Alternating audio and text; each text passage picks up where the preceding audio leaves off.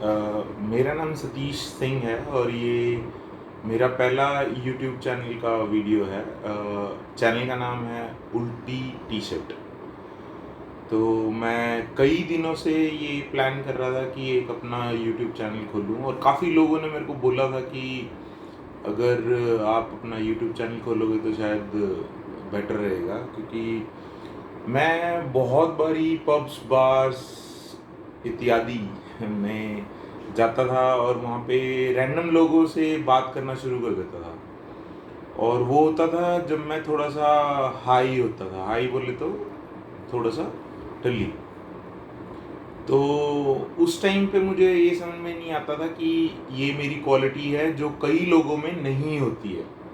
कई लोगों में ये क्वालिटी नहीं होती कि they can not speak to strangers, but I can, even though it is just after a few drinks, but still काफ़ी लोग पहला वीडियो होगा यूट्यूब चैनल के लिए, क्योंकि मैंने काफ़ी बार सोचा उसके बारे में। हालांकि मैं डिस्क्लेमर दे दूं इस बारे में कि ये कोई भी किसी भी पॉलिटिकल या किसी का कंपटीशन या किसी भी चीज़ के लिए कोई कॉन्फ्लिक्ट पैदा नहीं करता। ये सिर्फ इसलिए है क्योंकि मेरी जॉब चली गई 2 महीने पहले, तो अभी मेरे पास कुछ करने के लिए नहीं है, और मेरे थॉट्स इतने ज़्यादा प्रोवोकिंग है कि मैं अपने आप से बात करता हूँ घर पे बैठे बैठे। और मेरी लाइफ काफ़ी एंटरटेनिंग रही है, एंटरटेनिंग दूसरों के लिए, लेकिन मेरे लिए ट्रबलफुल रही है। हालांकि अगर मैं दूसरे दूसरे किसी इंसान के पॉइंट ऑफ व्यू से देखता हूँ अपनी लाइफ को, तो मेरे को ऐसा लगता है कि मेरी लाइफ बहुत अच्छी रही है।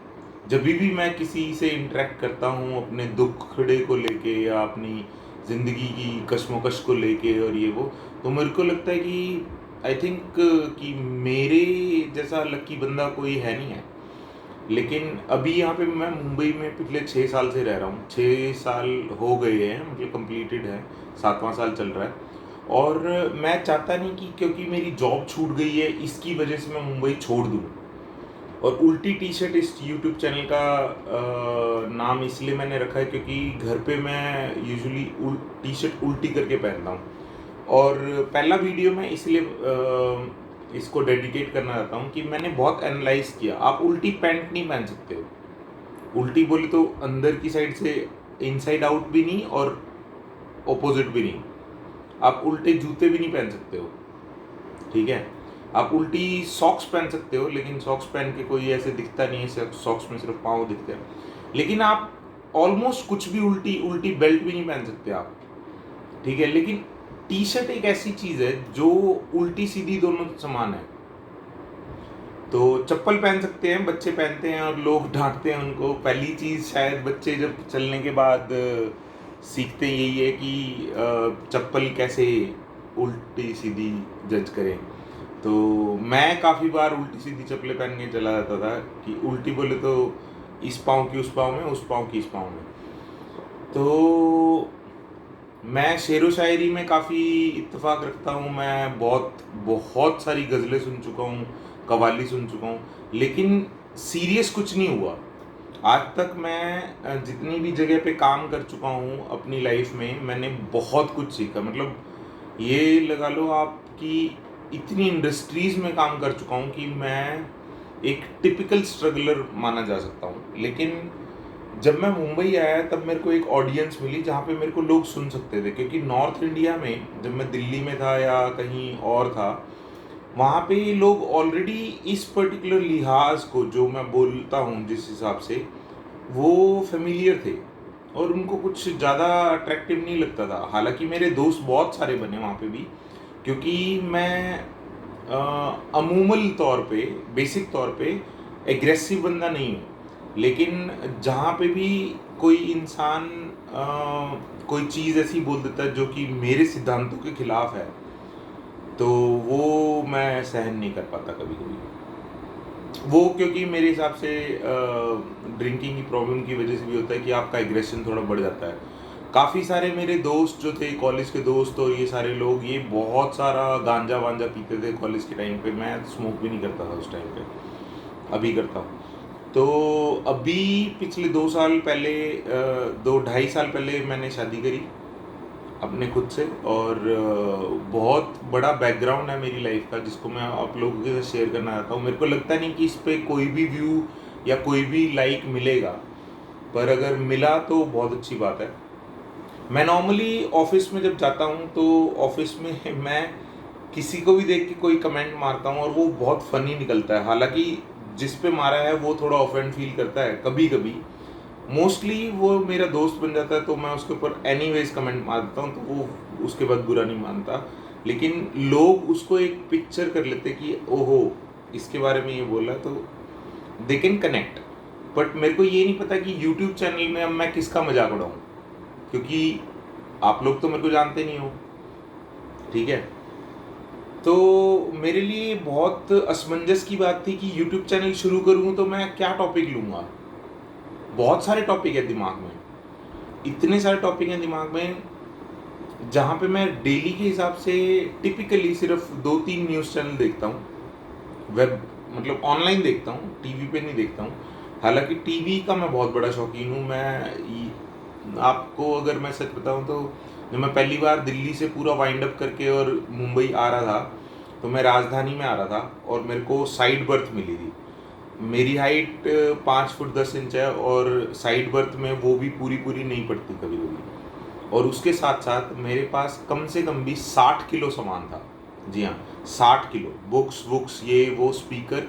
इमेजिन करो कि मैं डेस्कटॉप कंप्यूटर लेके घूम रहा था 2014 में, जबकि सब लोगों के पास उस टाइम पे लैपटॉप था। तो वो एक वो था, और एक में 32 इंच का टीवी था जो मैं बॉक्स में पैक करके घूम रहा था विद थर्माकोल एंड ऑल। तो वो मेरी आधी बर्थ पे तो वही था। दिल्ली से मुंबई का सफ़र करीब 18 या 24 घंटे का होता है मैक्सिमम। राजधानी में अधिकतर 16 घंटे का ही होता है। तो 16 घंटे में आप एक रात निकालते हो सिर्फ। तो एक रात तो निकालना बड़ी मुश्किल बात नहीं है, क्योंकि मैं अगर आप मेरे और वीडियोस देखोगे तो मेरी स्ट्रगल की कहानी सुनोगे तो आप शायद समझ जाओगे कि ये मेरे लिए कोई बड़ी बात नहीं है। लेकिन उस टाइम पे मैंने ये सोचा नहीं था कि मैं वो मुंबई में पहली बार जा रहा हूँ और मेरे को समझ में नहीं आ रहा कि मैं कैसे इस सामान को पास करूँगा, क्योंकि मुंबई में शायद ऑक्ट्रॉय लगता है हर जो भी चीज़ लेके आओ आप लोग, तो उस पर एक चार्ज लगता है, एक सर्विस चार्ज या कुछ ऑक्ट्रॉय उसका नाम होता है। तो वो उस पर टैक्स लेती है गवर्नमेंट। तो मैंने जैसे ही मैं उतरा तो बहुत भारी सामान था वो, एक मैंने बॉक्स में पैक कर रखा था पूरा। बुक्स थी, डेस्कटॉप था, बहुत कुछ ऐसा सामान था। तो एक कुली ने मेरे को बोला कि 200 रुपये ले लो, दे दो, और मैं ना आपका सामान ऑलरेडी मैं बाहर निकाल दूंगा, तो पटरियाँ पार करके रेदर देन ऊपर से जाके। तो मैंने कहा ठीक है ले लो भाई आप, वैसे भी मैं उठा नहीं सकता था, किसी की मदद तो चाहिए थी। तो टीवी मैं अपने पास लेके चल रहा था। टीवी हल्का है, एलईडी टीवी था मेरा। मैं टीवी के बिना नहीं जी सकता, टीवी में हमेशा हर जगह। पहली बार जब मैं अपनी लाइफ में अकेला रहने लगा था तब सबसे पहली चीज़ मैंने टीवी खरीदी थी, टीवी और डिजिटल अपना ये डीटीएच, सॉरी एयरटेल का। तो उसके बाद क्या हुआ कि वो वो जो कुली था उसने बड़ा सामान जो था बहुत भारी, उसको तो पार करा दिया किसी तरह, पार्किंग लॉट तक ले गया। लेकिन जब मैं टीवी लेके जाने लगा तब पीछे से एक टीटी ने पकड़ लिया। तो वो पता नहीं कहाँ से था, क्योंकि सारी ट्रेनें जा चुकी थी और ये वो बैंड्रा टर्मिनस था शायद, वो बैंड्रा सेंट्रल करके कुछ, तो बॉम्बे सेंट्रल करके कोई था, या पता नहीं बैंड्रा था, आई डोंट नो। तो वहाँ पे मैं निकला और उसने पकड़ लिया। तो मेरा एक दोस्त मेरे को रिसीव करने के लिए आया हुआ था, तो मैंने कुली को बोला कि तू उस टीटी के सामने ही, मैंने कहा तू इसको उठा के पहले अंदर रख दे, क्योंकि ये बहुत भारी है, ये किससे उठेगा नहीं, और तू निकल ले। तो टीटी ने पहले कुली को डांटा कि तू ऐसे ऐसे कर रहा है, ये ऐसे कर रहा है, वैसे कर रहा है। तो मैंने कहा भाई ऐसा है, आपको चाहिए क्या? तो कहता है कि आप ऐसे सामान ऐसे बाईपास नहीं कर सकते, आपको proper entry gate exit gate से जाना पड़ेगा, एग्जिट गेट से जाना पड़ेगा। तो एग्जिट गेट के थ्रू जाना बड़ा मुश्किल था। तो मैं टीवी लेके उसको, मेरे को पकड़ लिया, मेरे को लगा कि उसको लगा कुछ इलीगल लेके जा रहा है। तो पता चला ये क्या है इतना बड़ा। तो वो कहता कि, मैंने कहा कि टीवी है। तो कहता है इसका ऑक्ट्रा देना पड़ेगा आपको। तो मेरा दोस्त जो मेरे को रिसीव करने आया था यहाँ पे, उसने उसको थोड़ी बहुत मराठी आती है, वो यहीं का ही है, पर मूल रूप से वो मराठी नहीं है। तो उसने थोड़ा सा सर्च किया, और वो थोड़ा सा क्रांतिकारी टाइप का भी बंदा है कि गलत चीज़ को स्टैंड नहीं कर था, एटलीस्ट, अभी पता नहीं मेरे को। तो उसने मेरे को बोला कि चल मैं बात करता हूँ। तो उसने पाटिल साहब से बात करी, जो टीटी थे, और उनको बोला कि किस रूल में लिखा है कि ये ऑक्टर है। तो कहता है कोई भी इलेक्ट्रॉनिक चीज़ जो होती है, आप लेके आने वाले हो अंदर यूज़ के लिए, सेल के लिए, किसी भी चीज़ के लिए, उस पर ऑक्ट्राई लगता है। ऑक्ट्राई था शायद 5.5% ऑफ द एक्चुअल कॉस्ट। तो मैंने क्या किया, अब जाते जाते टीवी के बॉक्स पे लिखा था उसकी करीब 6 साल पहले की कीमत। पहले बहुत एक्सपेंसिव होते थे टीवी, जो फ्लैट स्क्रीन एलईडी टीवी होते थे पहले। तो वो नया नया मैंने लिया था एलईडी टीवी, तो वो 38,000 रुपये का था। तो मैंने क्या किया, अपने एक चाबी थी मेरे हाथ में, तो मैंने उससे स्क्रैच कर दिया उसको, ताकि एक्चुअल रेट पता ना चले। तो उन्होंने फिर बहुत मांडवली बोलते हैं मुंबई में, मांडवली बोले तो नेगोशिएशन किया, और उसके बाद मैंने 500 रुपये दिए उसको, और वो निकाल लिया ऑक्ट्रा का। और मेरे पास स्लिप भी थी उसकी कि ऑक्ट्रा मैंने भरा है। मैंने उसको बोला 10 साल पुराना टीवी है, बहुत पुराना, वो तो बॉक्स में लेके आया था इसलिए। पर उसकी ये हिम्मत नहीं हुई कि वो अपना काम वाम छोड़ के वो गाड़ी की डिक्की में जो भारी सामान था उसको चेक कराए कि कितना किलो है ये वो। उतना उसके पास टाइम नहीं था, कुछ भी नहीं था। तो इस तरह मैं मुंबई में लैंड हो गया।